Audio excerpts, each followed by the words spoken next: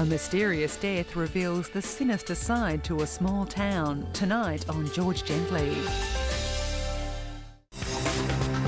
Tonight on Stateline, is Victoria's newest and biggest wind farm making the neighbours sick? Today is particularly bad. It feels like my head is in a vice and I've got a weight on top of my head. And Water Minister Tim Holding's lost long weekend. When I slipped on Feathertop and I slid off the mountain, I thought I was going to die. Hello and welcome to Stateline. I'm Josephine Cafagna. Wind farms may be good for the environment, but are they good for people living right next to them? Farmers living near Australia's biggest wind farm in Warborough in northwestern Victoria claim it's making them sick. But the state government and the wind farm company say there's no evidence to prove the turbines are the cause of the problem. Cheryl Hall reports.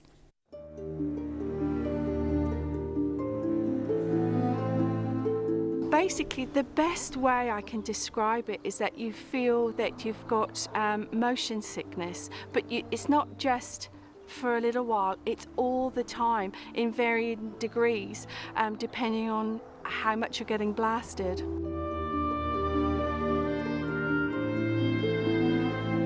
Today is particularly bad. It feels like my head is in a vice. I can't remember the last night that I had a full night's sleep. Usually we wake up at least 5 or 6 times during the night.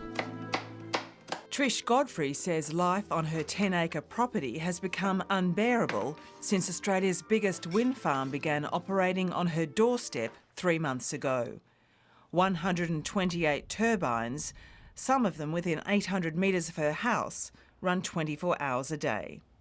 Well, how certain are you that this is all caused by the turbines? Well, as certain as you can be that your common sense tells you. We've been living here 9 years. I've never had this before the turbines had been put up.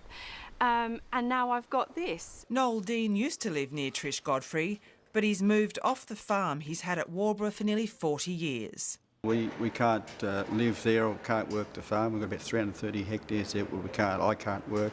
Rod works there under sufferance. Wake up with headaches, we feel ill, so we just moved to Ballarat to get away from it. We had to go out there feed cattle. You sort of have to go, can't do much about it. And what happens when you go out there?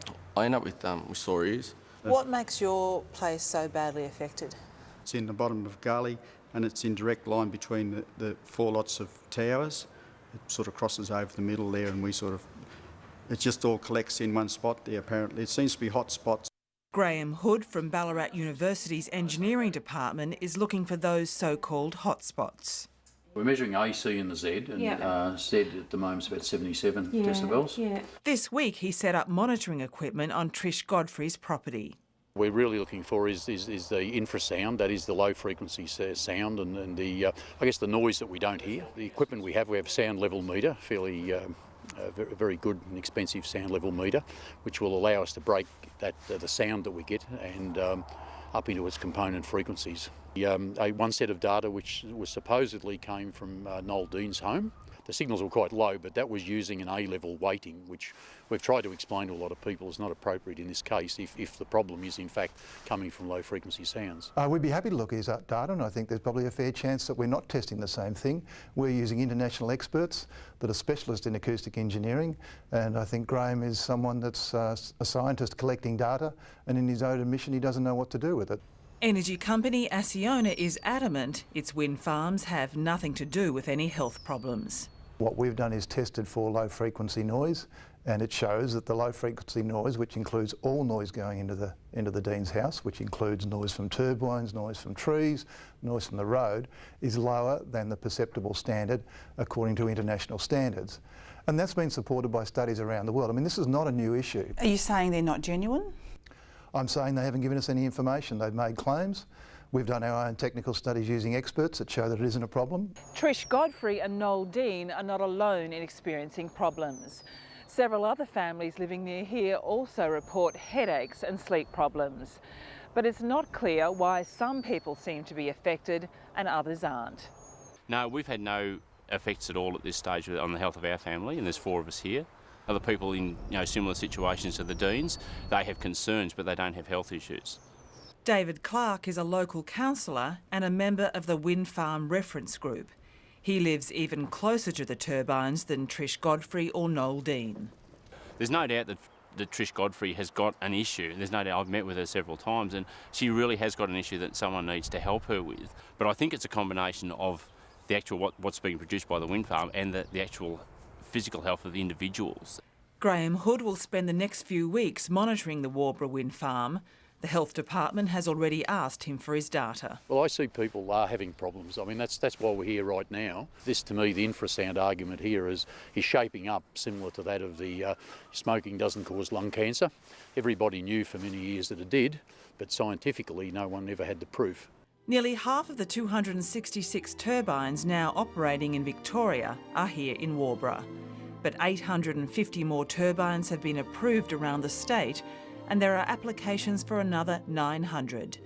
They're being approved under a standard developed in New Zealand, one that doesn't measure low-frequency noise. Our turbines are working within the standards that are allowed within the standards of the planning scheme, and there's no evidence, and all of our research shows that wind farms don't cause health effects. Trish Godfrey wants Acciona to buy her out. The company has agreed to meet her but says it doesn't believe she's entitled to compensation. It's like they've put us, we're the lab rats, and they've put us in the middle of their experiment and say, see how you get on with that. All they have to do is shut the things off and test and find out what's going on. I don't want to sell my property, I just want to be able to farm it without getting ill.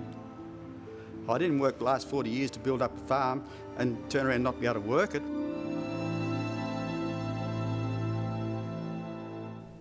Cheryl Hall reporting.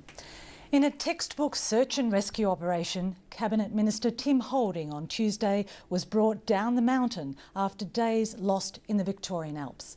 As well as hearing the minister's gripping story, tonight Stateline speaks to the men and women who risked their lives to save his. We flew in over the top of Mr.